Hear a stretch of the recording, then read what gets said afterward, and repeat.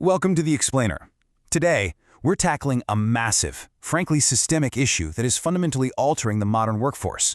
Look, we are seeing unprecedented levels of candidate burnout, ghosting, and just deep-seated frustration in today's job market. Job seekers are hitting an absolute wall. And on the flip side, companies are really struggling to find the right people, even though we know the talent is out there. So why is this happening? Well, the data and the research point to a pretty glaring culprit. The traditional hiring process is deeply, deeply broken. Let's dive right into it and look at exactly how bad this exhaustion has become.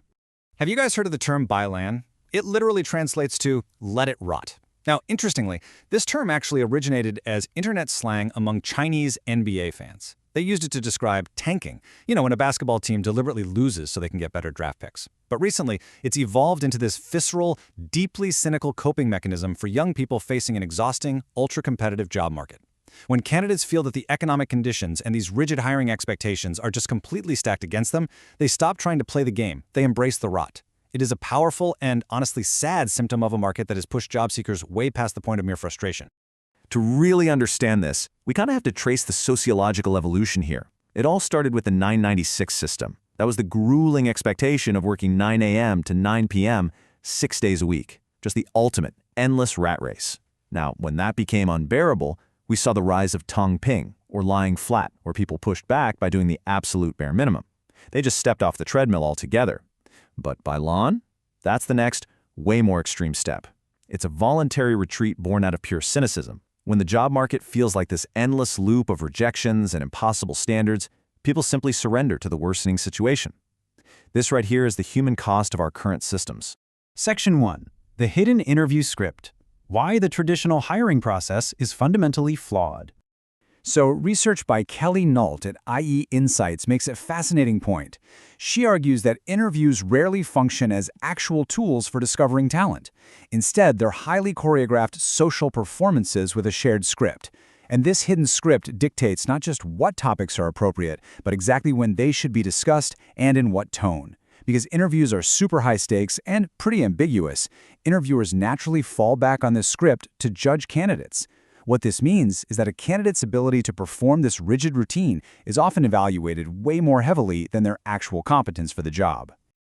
The absolutely crucial point here is how easily this script can trap candidates. Take what we call the compensation trap. We all know pay matters, right? It's literally why people work. But the hidden script demands that candidates pretend money isn't a priority early in the interview process. If a candidate asks a totally practical question like, "What's the compensation for this role?" they're breaking the script's sequencing. The interviewer doesn't hear a reasonable practical question. Instead, they infer this massive character flaw. They hear, wow, this person lacks tact and is way too transactional. The interviewer fills in the blank with wild assumptions about the candidate's social skills, entirely ignoring the fact that the candidate might just be trying to align practical realities. And listen, this unwritten script creates massive invisible barriers for organizations. Think about it. It inherently rewards those with access to insider coaching, people who have mentors or networks to teach them this specific choreography. Conversely, it heavily penalizes first-generation professionals, immigrants, or career switchers who might interpret an interview question literally rather than as a prompt for a performance. For companies, this is a total disaster.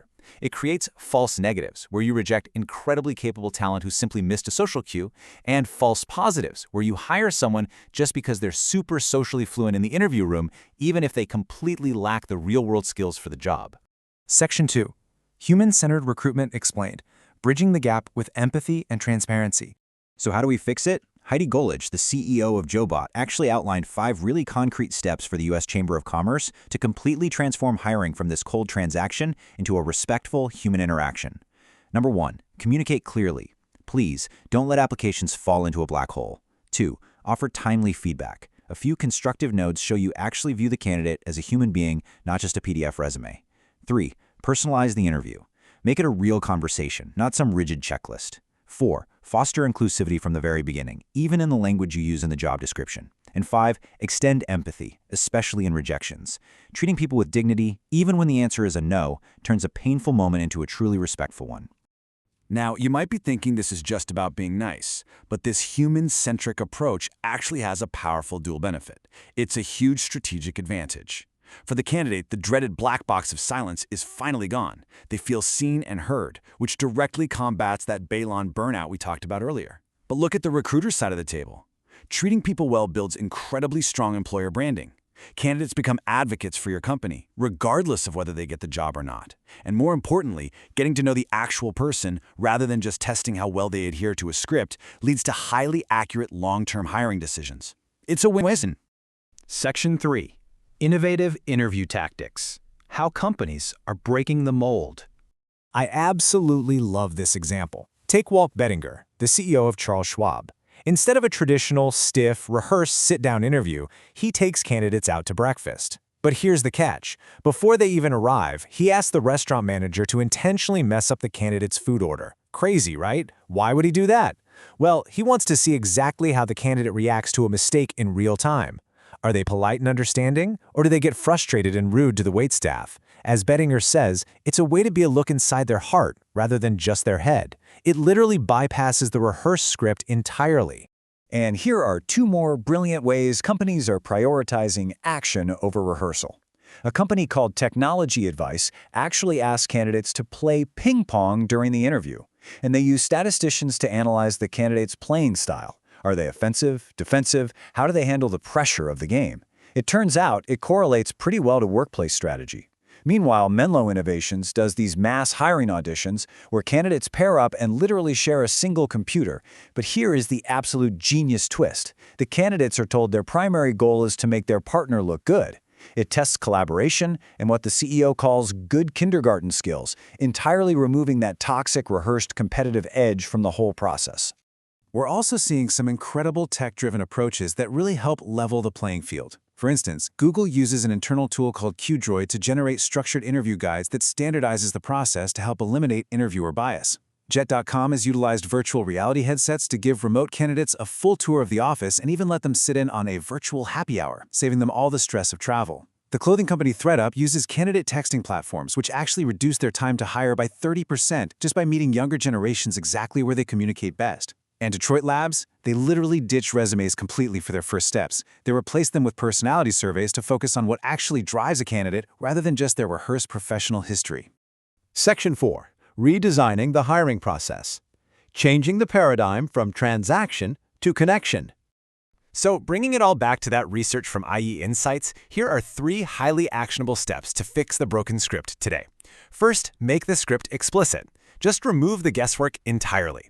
Tell candidates up front exactly what the early rounds are for and exactly when sensitive topics like compensation are going to be discussed.